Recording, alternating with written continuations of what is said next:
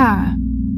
Have you ever worked tirelessly for something, convinced it was the key to your happiness, only to get it and feel nothing? A strange, quiet emptiness where you expected joy to be?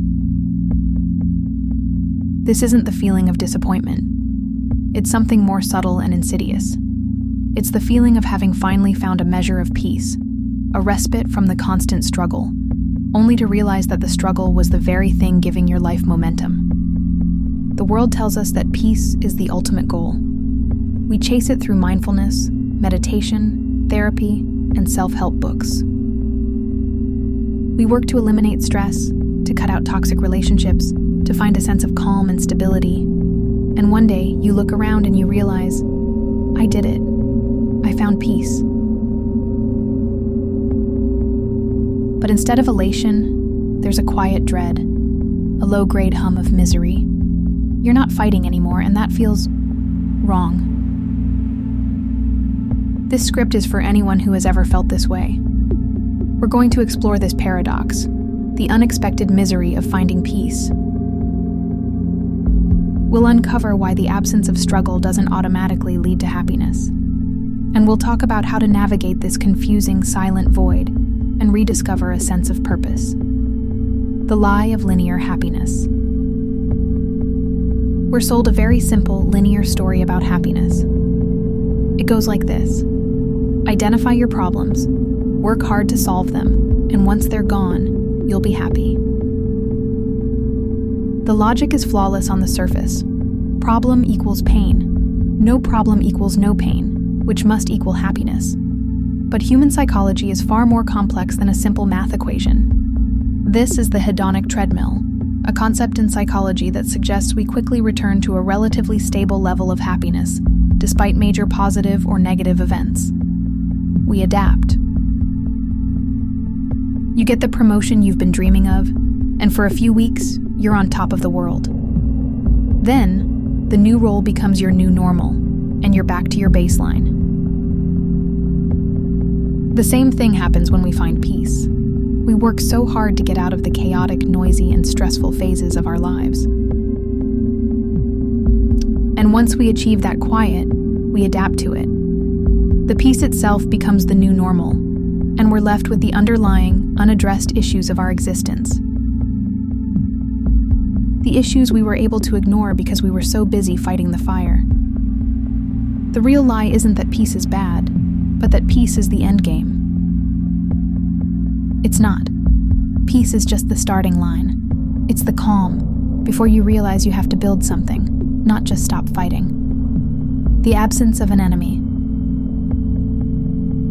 Think back to a time when you were in the thick of a struggle. Maybe it was a difficult job, a toxic friendship, or a financial crisis.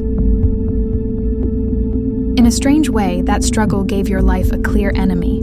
It gave you a purpose.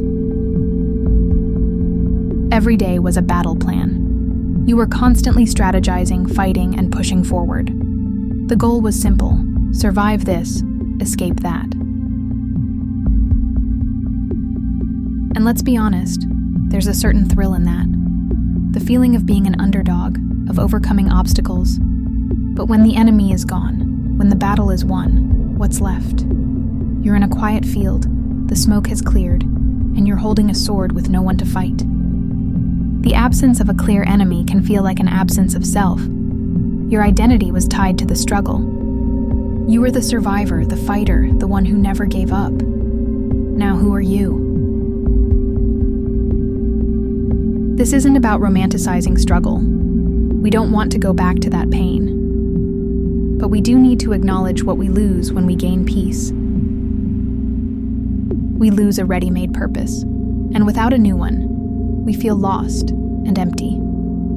The unmasking of old wounds. During times of chaos, our minds are in full-on survival mode.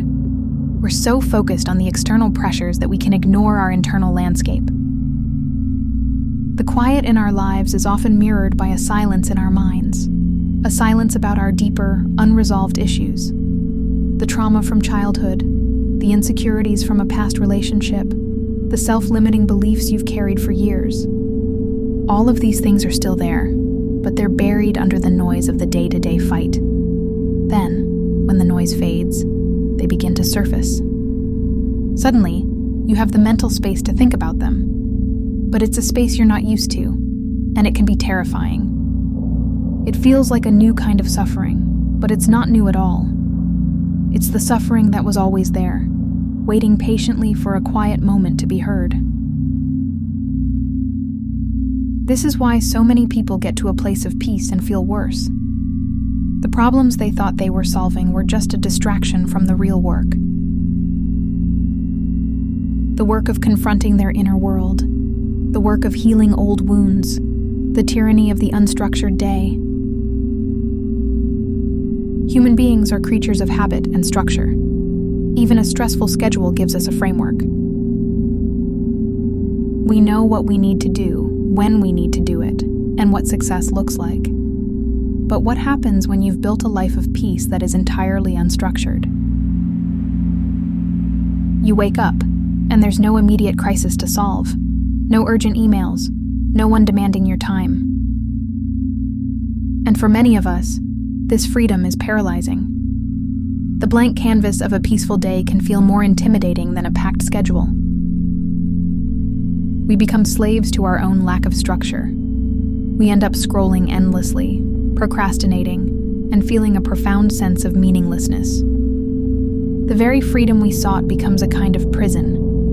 We're not miserable because our lives are bad. We're miserable because we haven't learned how to fill the quiet. The loss of identity. Many of us define ourselves by our struggles. We are the single mom working 2 jobs, the entrepreneur fighting to get their business off the ground, the student burning the midnight oil. These struggles, while difficult, provide a powerful sense of identity. They tell us who we are and what we're made of. But what happens when you're no longer defined by the struggle? When the kids are grown, the business is stable, and the degree is earned?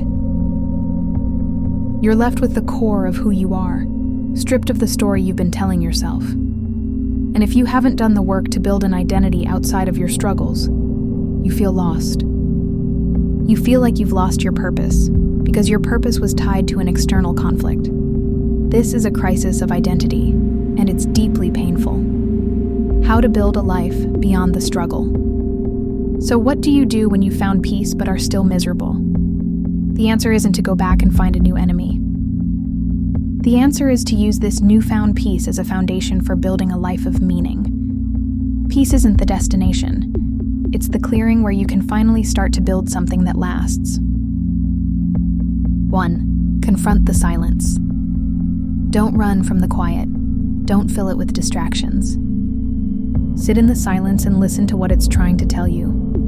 This is the time to start a journal, to meditate, to talk to a therapist. Peace is a gift, and it gives you the bandwidth to finally address the things you've been avoiding. The old hurts, the unresolved issues, the deep-seated fears. This is the most important step, and it can be the hardest. You can't build a new house on a cracked foundation. You have to do the repair work first. Allow yourself to feel the sadness, the fear, and the emptiness. These feelings are not a sign of failure.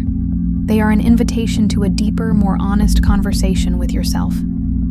2.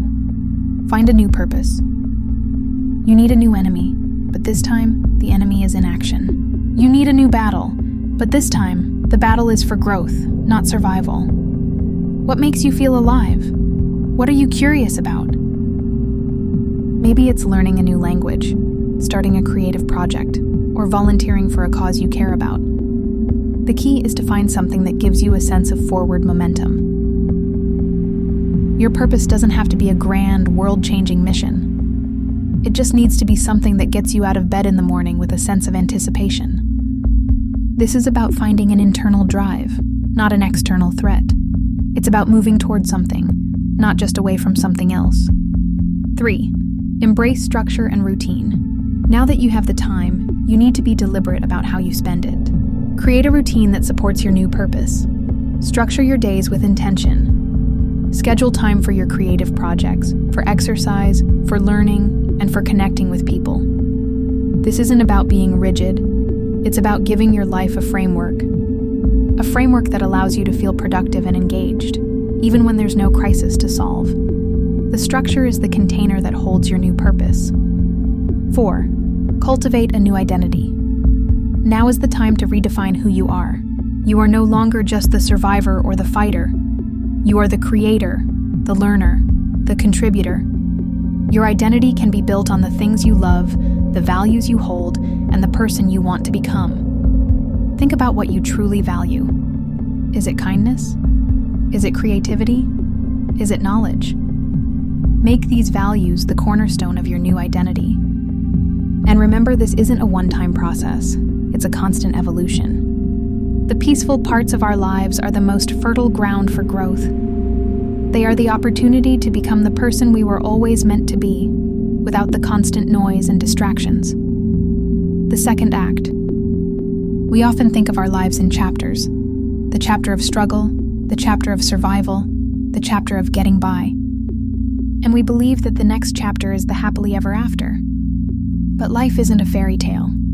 The transition from a life of struggle to a life of peace is not the end of the story. It's the beginning of the second act. And in this act, you are the director, the writer, and the lead actor. You have the freedom and the peace to create something beautiful. It's an opportunity to build a life not defined by what you had to overcome, but by what you choose to create. It's a chance to stop being the fighter and start being the architect. So if you're sitting in this strange, quiet emptiness, feeling miserable despite the peace you found, I want you to know that you are not alone. And you are not broken. You are simply at a transition point, a profound and powerful moment of choice. Will you sit in the emptiness and let it consume you? Or will you use this piece as a canvas to paint a new and meaningful life? The choice is yours, and the most exciting part is, the story is just beginning. The quiet trap. Let's talk about the specific trap we fall into. We assume that since we no longer have a big, obvious problem, we have no problems at all. But a lack of a clear, external struggle often just reveals a host of smaller, more insidious internal struggles. This is the silent suffering.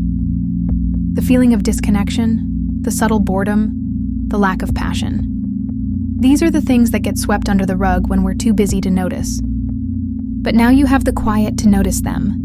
And this noticing is the first step toward true healing and fulfillment. You have the opportunity to build a life that is internally driven, not externally reactive. A life built on your values and your desires, not just on the necessity of survival. This is the profound difference between surviving and thriving. And the transition from one to the other can feel deeply uncomfortable. It's the uncomfortable growing pains of a new phase of your life. A phase where you are no longer defined by your struggles, but by your dreams. The final takeaway. Peace is not the end of the journey. It is the clearing in the forest where you can finally stop running. It's the moment you can catch your breath and look around. But looking around is not enough.